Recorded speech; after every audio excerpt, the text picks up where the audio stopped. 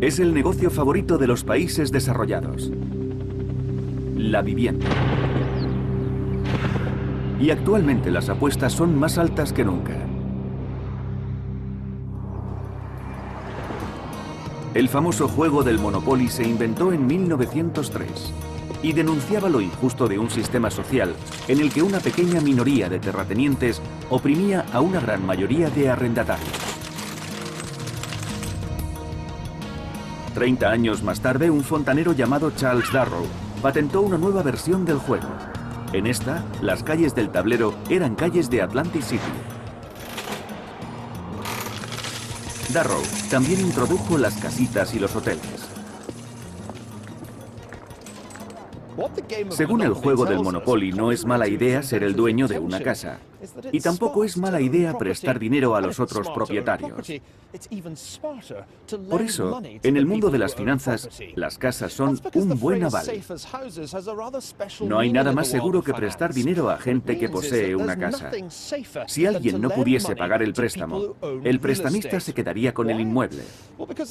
E incluso, aunque el deudor escapase, la casa no podría. En algunos países, la obsesión por la vivienda ha sido la base de una nueva economía y de un experimento político. La democracia de los dueños de inmuebles. Algunos afirman que es un modelo que todo el mundo debería imitar. El crecimiento de la propiedad ha dado paso a una nueva era en la historia de las finanzas. Se han prestado billones de dólares, algunos para los llamados prestatarios subprime. Se trata de personas que antes solo podían alquilar casas en lugar de comprarlas. Aunque ha sido una sorpresa para millones de personas, saber que las casas no son distintas de otros valores financieros. Su precio puede subir y bajar. Pero no existe ningún truco que pueda convertir las casas en cofres del tesoro.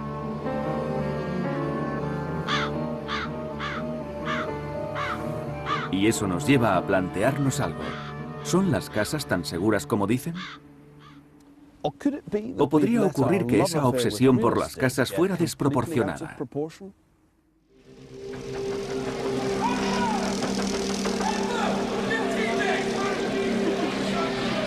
El poder del dinero.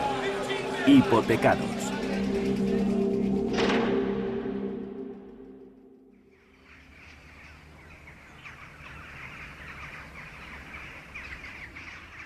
Poseer terrenos fue hace años algo que distinguía a la élite aristocrática.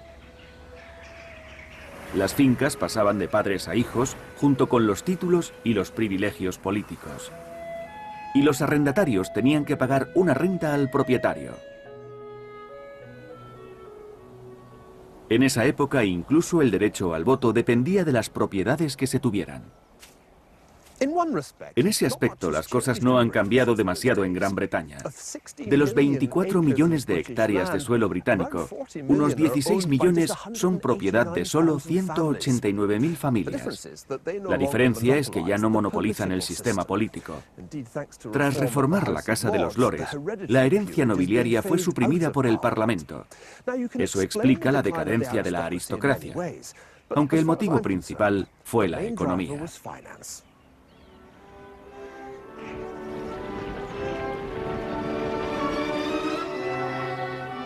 Hasta 1830 la fortuna sonreía a los propietarios de tierras en Gran Bretaña. Eran cerca de 30 familias y los ingresos procedentes de sus fincas superaban las 60.000 libras anuales, unos 160 millones de euros actuales. Con tantas propiedades que los respaldaran y con los ingresos de la agricultura, era difícil prever que la aristocracia pudiera arruinarse. Sin embargo, ignoraron una realidad fundamental de la propiedad y fueron responsables de su propio declive.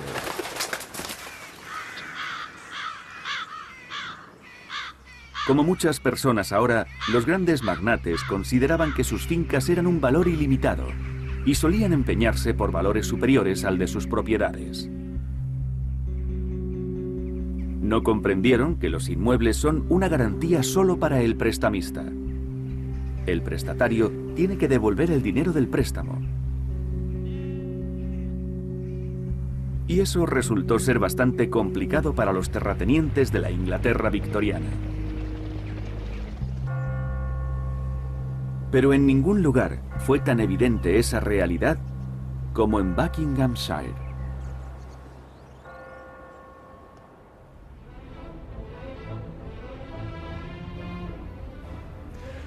Hay algo grandioso en el palacio neoclásico de Stowe House.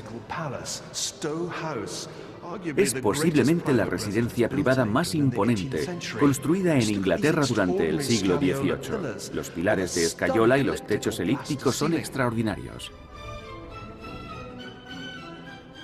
Sin embargo, parece que falta algo, o muchas cosas, pues en cada hornacina había una estatua romana.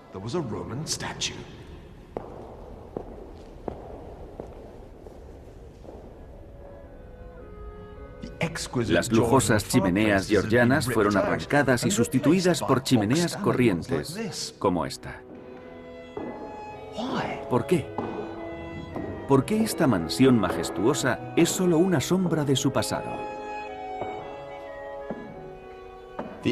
Este palacio perteneció a la víctima principal de la primera crisis de la propiedad. Richard Plantagenet Temple Nugent Bridges Chandos Greville, segundo duque de Buckingham. Stowe House era solo una parte del vasto imperio de fincas del duque. En conjunto tenía unas 27.000 hectáreas entre Inglaterra, Irlanda y Jamaica. Sus inmensas propiedades parecían capaces de sostener su extravagante estilo de vida. Derrochaba dinero con su familia, amantes e hijos ilegítimos, o con cualquier otra cosa digna de su posición.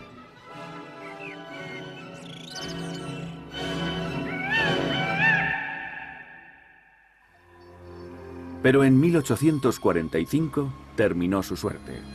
Los precios de las cosechas comenzaron a bajar, y con ellos los ingresos de las fincas agrícolas.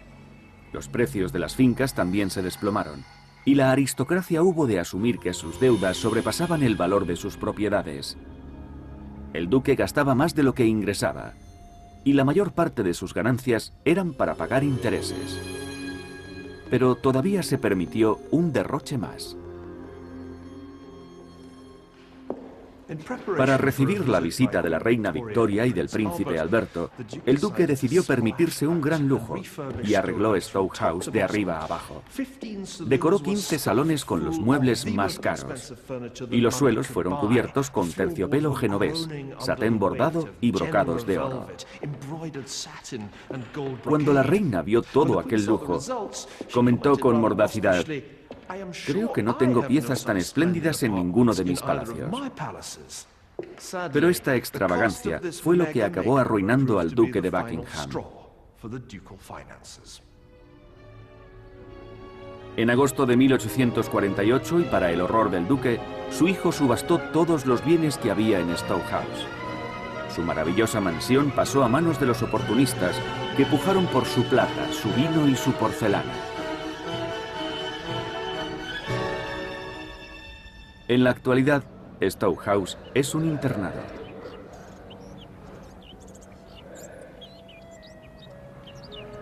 Y un claro signo del efímero valor de la tierra. Por ese motivo, en el mundo moderno, un trabajo fijo con ingresos regulares es más importante que un título heredado, sin importar las hectáreas que lo acompañen. Incluso el vestuario de su sufrida esposa fue confiscado por los agentes del sheriff de Londres. Y después de divorciarse, el duque se vio forzado a dejar su mansión de Stowe para ir a vivir de alquiler. Terminó sus días en este club, el Carlton, escribiendo una serie de memorias poco creíbles y persiguiendo a actrices y a mujeres casadas. La caída del duque de Buckingham fue el heraldo de una nueva era democrática, en la que todos los adultos tenían derecho al voto, tanto si eran dueños de una mansión como si vivían de alquiler. Según declinaban las fortunas aristocráticas, aumentaba el derecho al voto. Pero la llegada del sufragio universal no consiguió que las propiedades también fuesen universales. Hasta 1938, menos de la tercera parte de las viviendas de Gran Bretaña eran propiedad de sus ocupantes. Fue al otro lado del Atlántico donde apareció la primera democracia de los propietarios de viviendas y surgió de la mayor crisis económica conocida.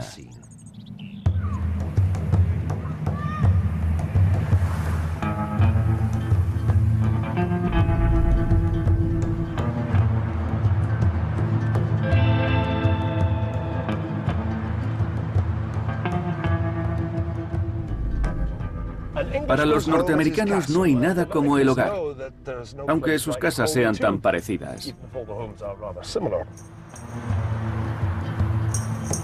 Hoy en día creemos que el derecho a ser dueños de nuestro hogar está garantizado. Pero antes de los años 30, solo 2/5 de los norteamericanos eran dueños de la casa en la que vivían.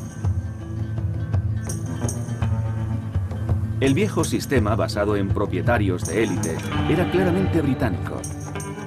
Y la revolución que dio paso a una nueva democracia de propietarios vino de la crisis financiera norteamericana.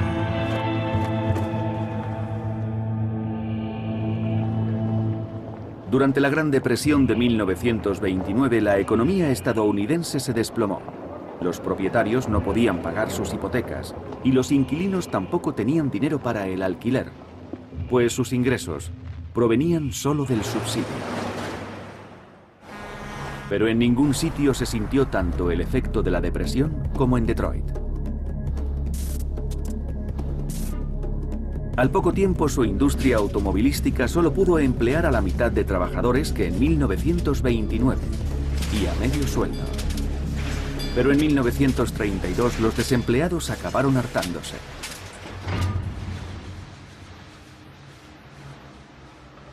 El 7 de marzo, 5.000 trabajadores que habían sido despedidos de la Ford Motor Company se manifestaron frente a la compañía exigiendo ayudas.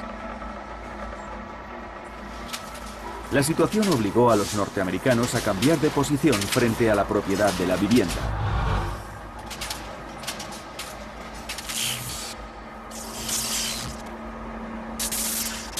Una multitud, totalmente desarmada, se reunió ante la planta de River Road, en Dearborn.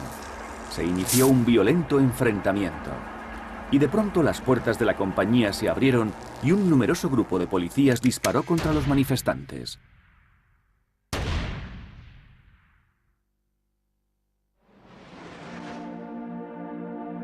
Cinco trabajadores murieron. Días más tarde, 60.000 personas cantaban la Internacional en su funeral.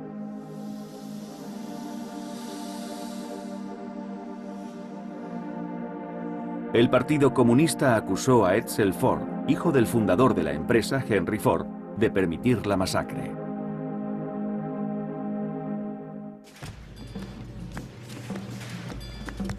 ¿Se podría poner fin a esta situación que enfrentaba a los ricos empresarios de Ford contra los desempleados que antes habían trabajado para ellos? En un gesto inesperado, Edsel Ford recurrió al artista mexicano Diego Rivera. Lo invitó a pintar un mural en el que mostraría que Detroit era un lugar de cooperación, no de conflicto de clases.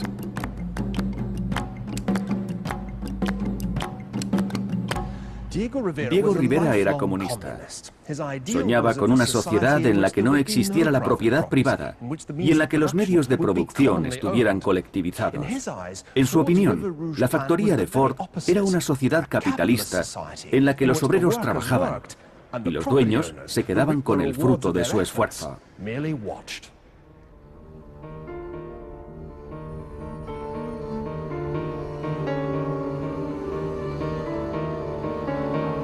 Cuando el mural fue presentado en 1933, los dignatarios de la ciudad quedaron sorprendidos. Lo tacharon de propaganda comunista, una distorsión del espíritu de Detroit.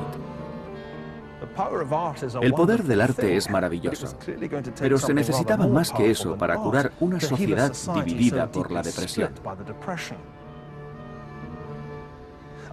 Otros países cayeron en los extremos del totalitarismo. Pero en Estados Unidos la respuesta fue el New Deal, que favorecía la reforma de la vivienda. Al aumentar el número de personas que podían adquirir un hogar, la administración Roosevelt fue pionera de la democracia de los propietarios y el antídoto contra la Revolución Roja.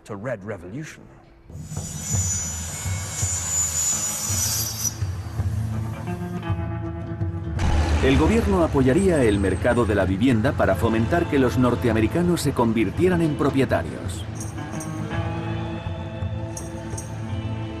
Los prestamistas hipotecarios eran el equivalente a las sociedades de crédito y préstamo. Sus clientes tenían garantizados los depósitos, incluso si el banco quebraba.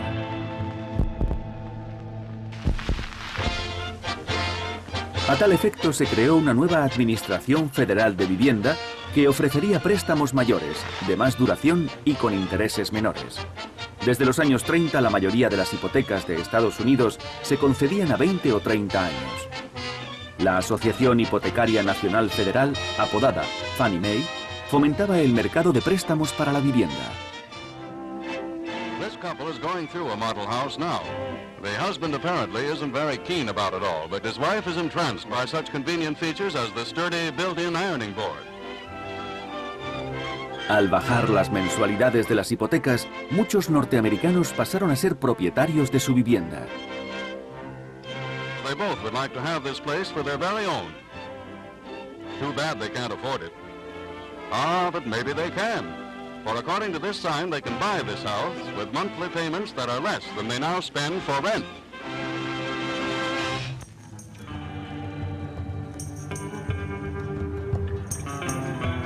Los modernos barrios de Estados Unidos, con sus encantadoras viviendas tan parecidas, nacieron de las reformas introducidas por el New Deal.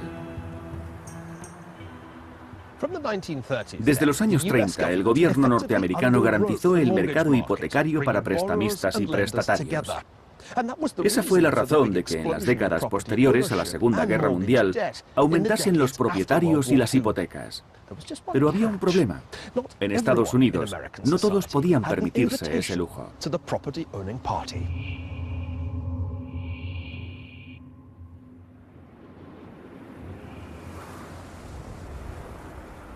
Cuando se construyeron estas casas de Detroit en 1941, la concesión de la hipoteca dependía del lado del muro en que se estuviera. Este muro de 2 metros de alto recorría todo el distrito de 8 Mile. Lo levantó un empresario de la construcción con la intención de optar a los préstamos de la Administración Federal de la Vivienda.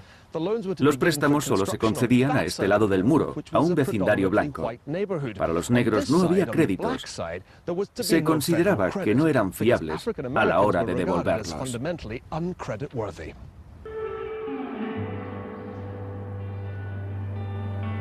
La maniobra formaba parte de un sistema que dividía toda la ciudad, teóricamente según los créditos, en la práctica según el color. En otras palabras, la segregación no era accidental, sino una consecuencia directa de la política federal. Este mapa del Consejo Federal de Inversiones muestra los barrios negros de Detroit. Algunas colonias, como Burwood Creeks, están marcadas con la letra D y en color rojo. Por eso los vecindarios a los que no se concedían créditos eran conocidos como los de la línea roja. Y cuando los que vivían aquí necesitaban una hipoteca, debían pagar más intereses que el resto de la gente. Medio siglo más tarde, las dos categorías de prestatarios serían conocidas como prime y subprime. En la década de los 60, esta división ocultaba la vertiente financiera de la lucha por los derechos civiles. Los negros eran excluidos de la nueva sociedad de propietarios. Pero se pagó un precio muy alto por esa exclusión. El 23 de julio de 1967, el barrio literalmente estalló. 4 days of rioting, looting and arson rocked the city of Detroit in the worst outbreak of urban racial violence this year. La rabia ante la discriminación se prolongó durante 5 días. y las revueltas dejaron 43 muertos. Pero la mayor parte de la violencia no se descargó contra las personas, sino contra las propiedades. Unos 3.000 edificios fueron saqueados o incendiados.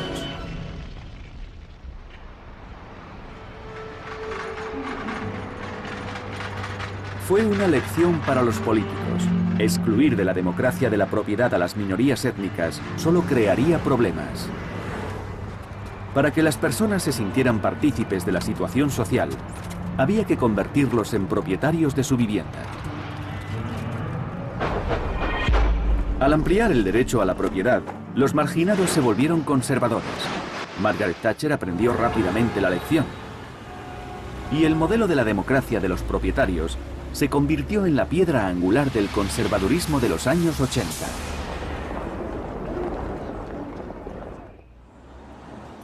Vendiendo viviendas de protección oficial a precios reducidos, Thatcher se aseguró de que aumentara el número de parejas con casa propia. Eso significaba que con el paso del tiempo habría más gente pagando hipotecas. Hasta los años 80, los incentivos del gobierno para pedir préstamos resultaron muy convenientes.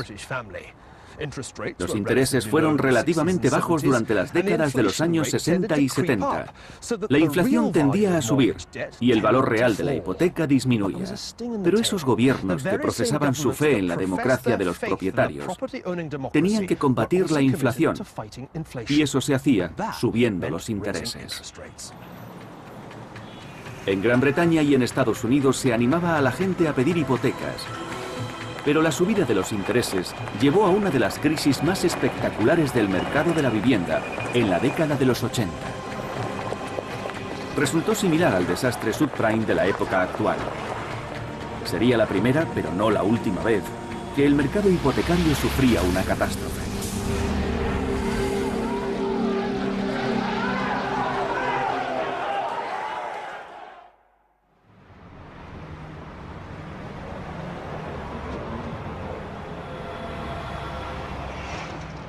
Muchos de nosotros no esperábamos que el mercado de la vivienda pudiera disparar una crisis financiera. Pero como sucede frecuentemente en la historia del dinero, eso ya había ocurrido antes.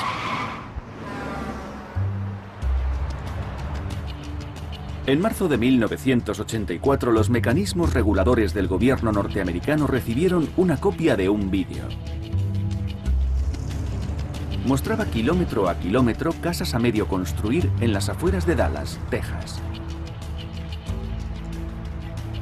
Todavía se pueden ver las parcelas vacías.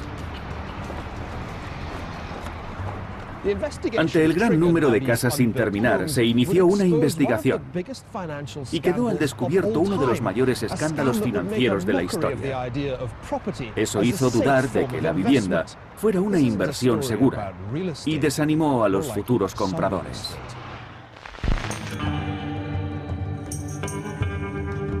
En los años 70, las sociedades de crédito y préstamo no solo formaban todavía la base del New Deal de Roosevelt, sino que eran los cimientos de la democracia norteamericana de los propietarios. Pero la industria de la construcción se vio sacudida por una inflación de 2 dígitos y por la subida de los intereses. Fue un golpe mortal para las instituciones.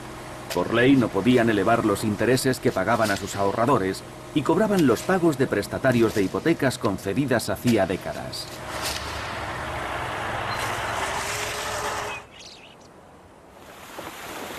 La respuesta del gobierno fue retirar casi todas las restricciones. Cuando la liberación fue aprobada en 1982, el presidente Reagan era optimista. Para alguno, efectivamente fue así. Liberados de las antiguas restricciones, los directivos de las sociedades de préstamo podían ahora conseguir dinero del negocio de los préstamos hipotecarios. Al elevar el interés de los ahorros, consiguieron mucho dinero que luego podrían emplear para conceder todos los préstamos que quisieran.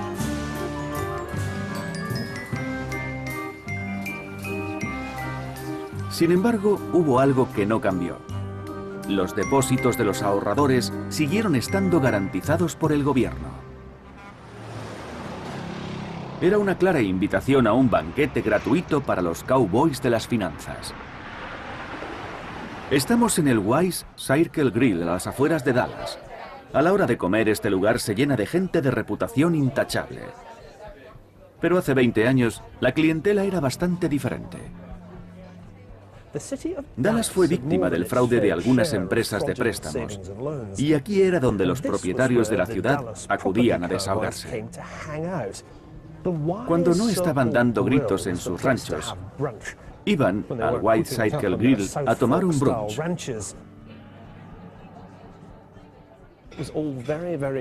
Este lugar conserva el estilo de los años 80. Para la Empire Savings and Loan Association, un grupo de constructores de Dallas, era la oportunidad perfecta de ganar dinero del suelo de Texas.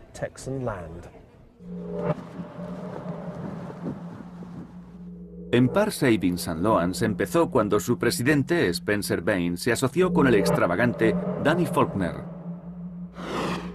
Este trabajaba como constructor y mostraba una extraordinaria generosidad con el dinero de los demás.